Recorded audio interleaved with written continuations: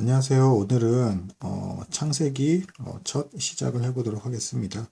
음, 먼저 창세기라는 책 이름에 대해서 살펴보고 여기와 관련된 중세시대 때 있었던 묵상법이 몇 가지 있어요. 그렇게 묵상을 해도 괜찮은가? 이것을 살펴보는 과정에서 우리가 어떻게 성경을 보고 이해하는 것이 바람직한지 그 방법에 대해서까지 도출해 나가도록 하겠습니다. 그리고 이제 참고로 이 창세기를 정말 잘 이해하시면은 그 이후에 있는 65권의 나머지 성경까지 가장 중요한 핵심을 이해하는데 굉장히 수월해집니다. 왜냐하면 창세기 때 처음 보여줬던 하나님의 속성과 언약들이 계속 이제 조금 더 섬세해지고 확장돼 가면서 끝까지 변함없이 이루어지는 과정을 확인해 가는 것이 나머지 65권의 과정이기 때문에 그것을 이제 끝까지 잘 살펴본 성도는 믿음이 더 잘할 수 있다. 뭐 그렇게 말할 수가 있겠습니다. 물론 더 큰 은혜를 누릴 수가 있는 것이고요. 만약에 그러니까 이제 근데 이제 묵상을 하시다가 이런 경우 경험하실 수가 있어요. 뭐냐면 내가 정말 열심히 성경을 봐서 이게 이런 뜻이 아닌가 이렇게 추측을 했는데 어느 날 우연히 다른 신앙서적을 보다가 뭐 중세 혹은 고대의 어떤 아주 탁월한 성도가 묵상하고 해석했던 것과 내가 일치한다 이런 것이 발견되는 경우가 있습니다. 열심히 성경을 보시다 보면 그러면 이제 어떤 이제 감동이 막 밀려와요. 사실은 고대나 중세에 있던 성도도 나 동일한 성경을 보면서 이런 해석과 깨달음을 얻었구나. 그래서 내가 마치 그 이미 죽은 성도이지만 육체적으로는 그 성도와 교제하는 것 같은 느낌 그리고 공감하게 되는 느낌이 일어나면서 사도신경의 그 고백, 성도가 서로 교통하는 것을 믿사오며 라는 것이 지금 눈에 보이는 살아있는 성도뿐 아니라 이미 하늘나라에 있는 성도와도 내가 교제를 하고 있구나라는 어떤 그런 기쁨이 밀려온다는 말입니다. 그러면 이 창세기라는 단어를 영어로만 그리고 구약 신약이라는 그 이름 거기에 그 약이라는 그 단어를 영어로만 일단 먼저 보겠습니다. 창세기라는 이름은 제너시스, 이제 영어로 보면 제너시스고요. 이게 헬라어에서 유래가 된 말이에요. 게네시스라는 헬라어라는 용어에서 유래가 된 건데, 기원, 뭐, 계보라는 뜻을 갖고 있습니다. 성경 공부를 하시다가 이 뜻을 알게 되시면, 이제 갑자기 떠오르는, 신약의 장이 있습니다. 마태복음 1장이 떠오르기 쉽습니다. 왜냐하면, 마태복음 1장이 계보로 시작을 하기 때문입니다. 그러니까 유대인의 왕이 예수 그리스도시다라는 걸 증거하기 위해서 너희 유대인들이 그렇게 기다리던 유대인의 왕이 봐라 이 계보대로 예수님께서 오셨다라고 확인시켜 주면서 시작을 하기 때문에 마태복음 1장도 계보로 시작하고 창세기도 이제 그 이름 자체가 기원 계보기 때문에 세상을 지으시고 창조하신 하나님께서 신약에서도 예수 그리스도가 나타내심에 있어서 계보로 출발을 하는구나라는 그런 이제 은혜의 묵상을 할 수가 있다라는 것이죠. 그런데 문제는 뭐냐? 사실은 원래 이제 이 창세기라는 책에 이 유대인들 원전은 그런 이제 뭐 게네시스라고 이제 헬라어로 이름을 붙이면 안 되죠. 히브리어로 이제 브레시트라고 해가지고 태초에라는 이름을 지니고 있습니다. 그러니까 뭐예요? 그러니까 이 지금 우리가 보고 있는 그 성경 66권은 사실은 그 루터 칼빈 시대 이후에 이제 종교 개혁의 산물로서 이제 결합된 형태의 어떤 성경이고요. 이제 그 유대인이 보는 구약 성경, 유대인은 이제 구약만 있죠. 근데 순서가 일단 다릅니다. 레위기부터 시작을 하고요. 이름도 이렇게 뭐 창세기, 출애굽기 이렇게 뭐 어떤 주제가 이제 그 각 권의 주제가 살아있는 형태의 이름이 붙어진 게 아니라 처음 본문이 시작하는 그 단어가 그냥 이름이에요. 그래서 창세기의 본래 히브리어 이름은 브레시트고 그게 태초에라는 뜻입니다. 그러면 이제 이런 의문이 들 수가 있겠어요. 방금의 그 은혜는 온데간데 없이 사라지고 난 틀린 묵상을 한 것이냐. 이런 이제 궁금증에 빠질 수가 있다라는 것이죠.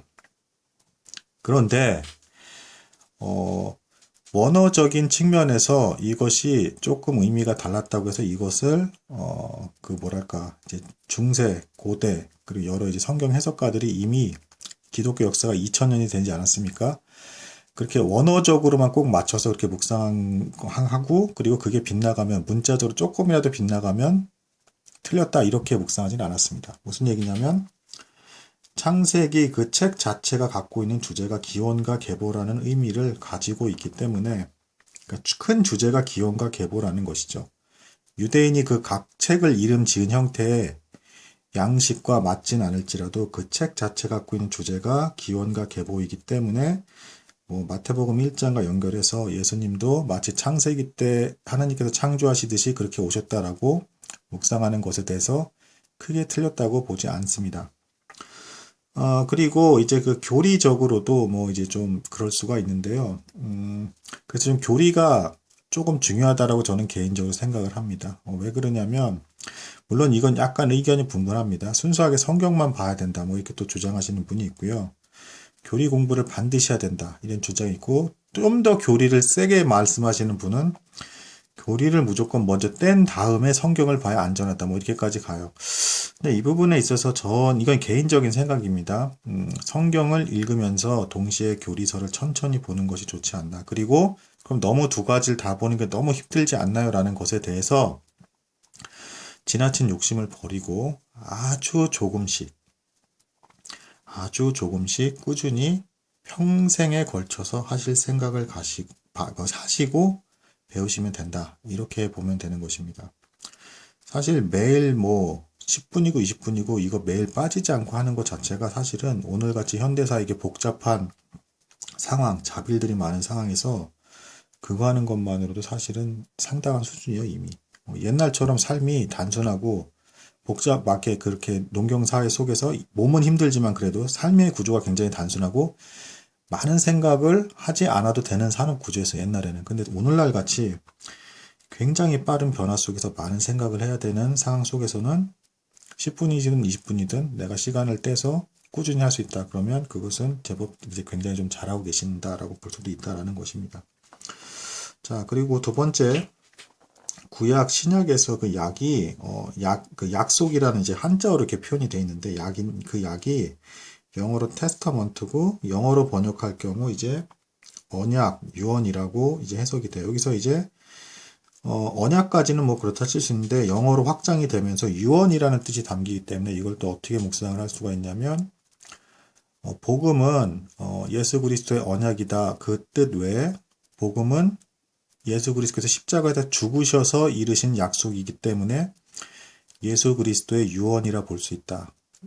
그러니까 죽는 이에 대한 어떤 간절한 부탁이 담긴 것이 복음이다. 이렇게까지 더 아주 의미를 확장해서 간절함이 담긴 형태로 해석을 했단 말이에요. 그러니까 영어권에서 이런 해석이 나왔습니다. 근데 이 해석에 대해서 웨스트민스터 신앙 고백에서는 그렇게 해석할 수도 있다. 왜냐하면 이제 큰 틀에서의 어떤 교리, 성경이 전체가 말하는 그 안에서의 교리에서 벗어나지 않기 때문에 그것을 인정합니다. 사실은 엄밀하게 얘기하면 이것도 이제 뭐 히브리어로 디아테케라 해서 이제 계약이란 뜻이에요. 정확히는 계약이고 이제 유언이라는 것은 이제 언어가 전달이 되고 번역되는 과정에서 조금 확장된 의미다. 그런데 그렇게 묵상을 해도 틀렸다라고 보지 않는다는 겁니다. 성경 전체에서 말하는 주제에서 벗어나지 않기 때문에. 그리고 이제 성경 전체에서 말하는 주제를 조금 이제 잘 알고 싶다 그러면 이제 교리 공부를 좀 하시면 좋은데 단 주의하셔야 될 게 있습니다.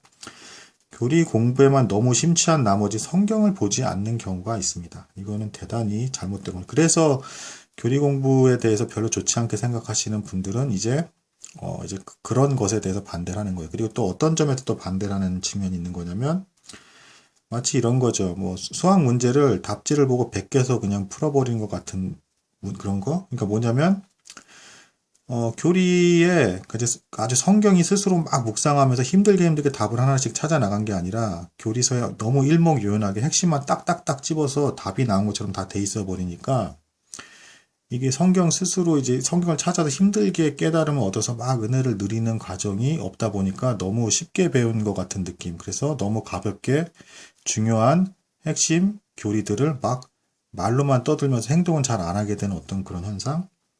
이런 거에 대한 좀 반감을 갖고 계신 분들이 있습니다.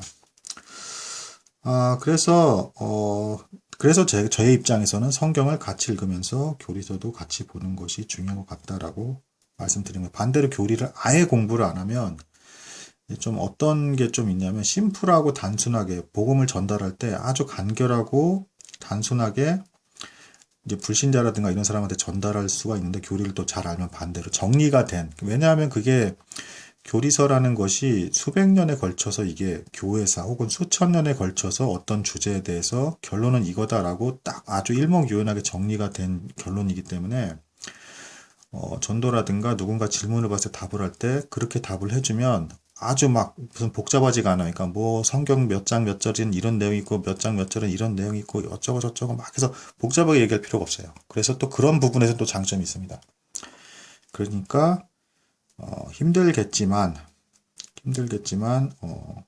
성경도 결론적으로는 상세하게 다 보셔야 되고 그러면서도 교리서랑도 비교해서 왔다 갔다, 그러니까 철이 철을 날카롭게 하는 것처럼 교리서에서도 같은 깨달음을 확인하고 성경 속에서도 같은 깨달음을 확인하는 그런 길고 긴 여정이 필요하다. 그리고 또 그게 또 체감이 돼서 반사적으로 나오기까지도 어마어마한 시간이 걸리는 게 사실은 신앙생활이라는 겁니다. 그래서 옆에 보면 반론 있죠. 그래서 뭐 창세기나 구약, 신약 뭐 이런 용어 있죠. 용어를 언어가 아닌 뭐 영어로 해석해서 이렇게 은혜롭다 얘기하면서 그냥 틀린 것이 아닌가. 여기에 대한 답은 이제 제가 이미 말씀드렸죠. 틀리지가 않다. 그렇게 묵상해도 괜찮다. 그리고 그 판단 근거는 성경 전체에서 주제가 그렇기 때문에 그렇다. 그럼 성경 전체의 주제에 대해서 이해하는 부분에 있어서는 교리서가 필요하다.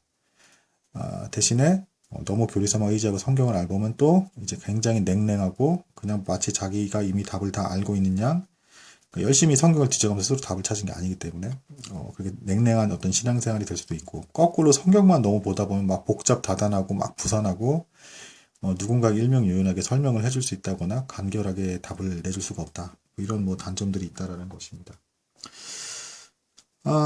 그래서 오늘은 뭐 여기까지 일단 나눠보도록 하고요. 조금씩 본문 들어가고 중요한 부분 나누면서 앞으로 뭐 서로 성장해 가도록 하겠습니다. 들어주셔서 감사합니다.